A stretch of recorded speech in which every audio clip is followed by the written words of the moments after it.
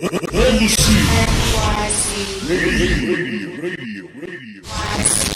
Fair in the building, baby. Let's get it poppin', man. Monday night, 9 o'clock sharp. NBC Radio, baby. Let's go. Come on. Hey.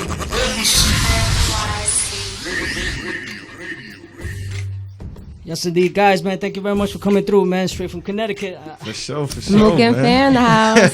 The weather's crazy out here. Yeah, man. we sliding through the snow up here, man. Okay. All right. So let's just jump into it. I wanted to ask you. So, how did you guys get the name Mook N Fair? Well, my behalf of the Mook is like, it was like a nickname since way back. Since you were yay high? Yeah, Mom Dukes gave it to me. So when we got to the group, I just kept it the same. You know what I mean? I didn't want to make it, That's what's up, crazy. though. Just make it work. Are you guys actually originally from Connecticut? Yeah, we both from CT, man. We pretty much grew up, born and raised there. Just been rocking out there for a while. I want to know what's the biggest, and I'm sure the listeners and viewers want to know, what's the biggest difference between Mook N Fair?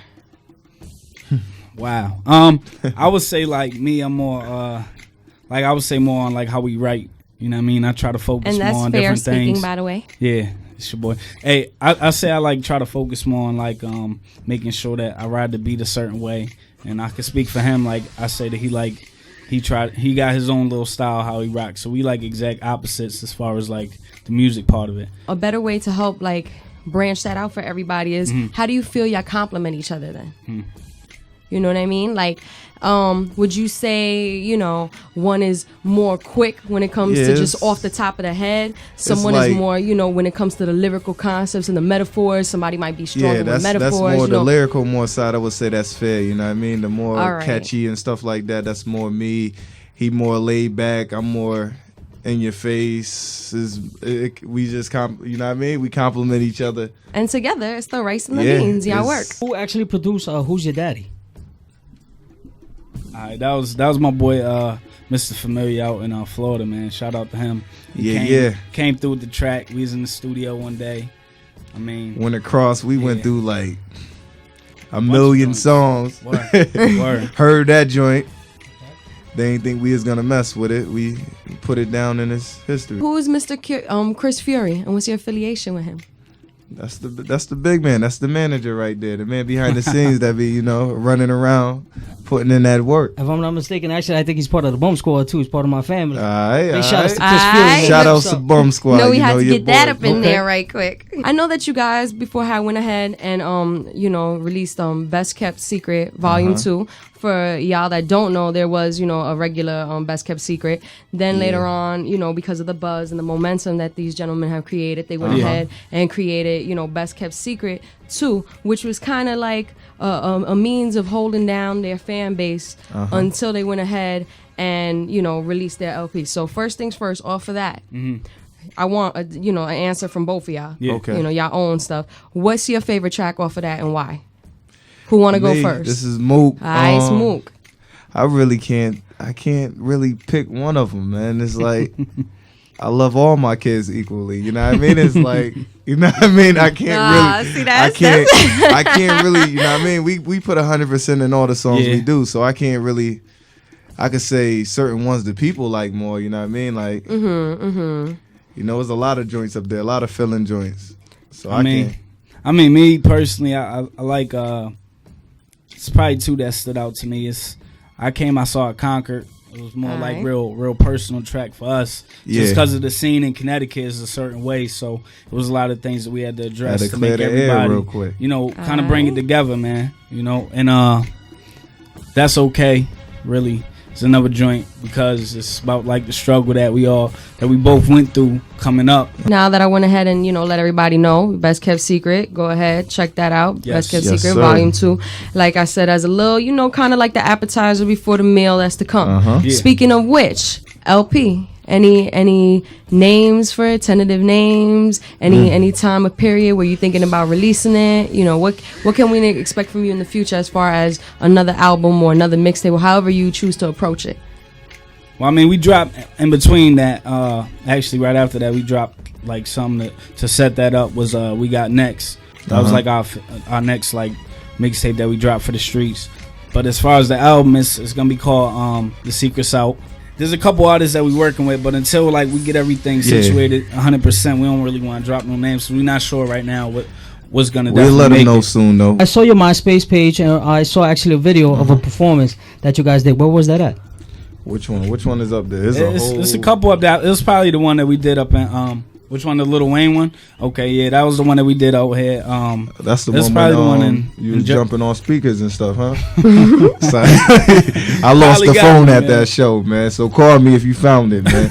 Nah, but that was one we did up in I think that one was in Atlantic City with Lil Wayne a little while ago, and man, that was crazy. It was like 15,000 people. Crowd was going wild. It was just a good vibe being on the stage and rocking out like that. What's actually the greatest capacity of people that you played in the place? What was that? 15,000 concerts? Yeah, we did a couple. Man. Wow. We did. I would say we got that Connecticut joint. The what's that? The Jingle Jam. Jingle Jam. Yeah, it was crazy. 16,000. I wanted to know. Do you guys have your? Do you still have your label, GS Entertainment? And if you can you just go ahead and let us know a little bit if you have any projects coming out of there aside from your own, or what's going on with that. Yeah, rundown. I mean, that's basically like our baby. Like we just trying to make sure we set ourselves up and set the other people up that's on our label, so that once we establish the right way, they come out and they don't have to go through the same struggles that we did, because we started from ground zero, doing shows at hole in the wall clubs and spots that people probably never heard of. So I mean, we definitely have like our whole team. It's called GS, but. That's probably the next project that we will drop outside of our own project. If you could, you know what I'm saying? This is not to say they are or they aren't, but if you could, what kind of producers would you like to work with on your album?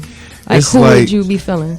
We so everywhere, man. It's a lot of bigness. It's Tim. There's a lot of, like, our music is everywhere if you listen to it. Like, we go left field, we go right field. I mean, but we already have worked with, like, big producers from, like, the heavyweights who've done joints for like Neo and like absolutely. Pretty much everybody. Shout out to the Ilphonics. We just bumped into a couple of their joints who did like the Nana Nana Nana record.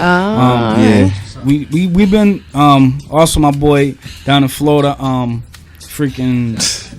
Zach and Fanatic too from over in Australia. They did they pretty much work with like Jim Johnson. They're real big.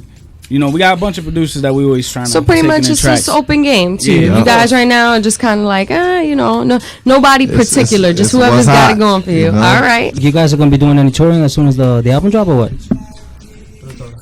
We stay touring. Yeah, it might be one in the works right now, which is actually a good setup to my next question. Thank you, Myster. Okay. I was just wondering. I know I was reading some of your background work, and I know you actually did go on some tours in the past with a couple people. Flo Rida, Lil Wayne, Keisha Cole, T.I., so on and so forth. With that being said, just curious, who you had the most fun with so far? Man, because everybody got a different experience. Yeah, I would say like the T.I. run was real cool because that was right before he went in.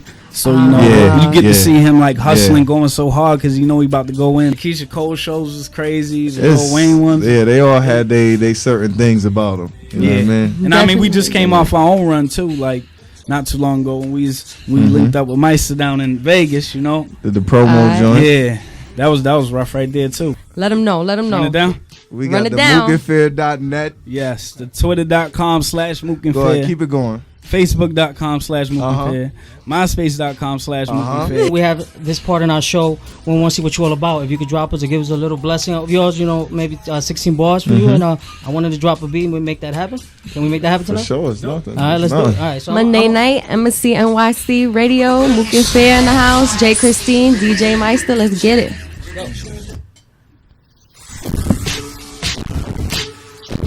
You got first? Shut it off.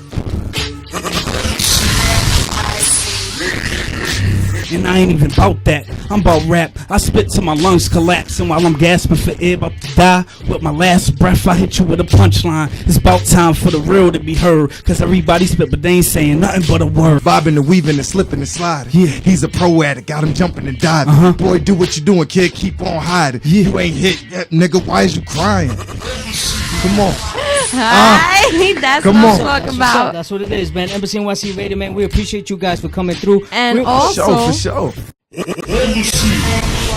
Ladies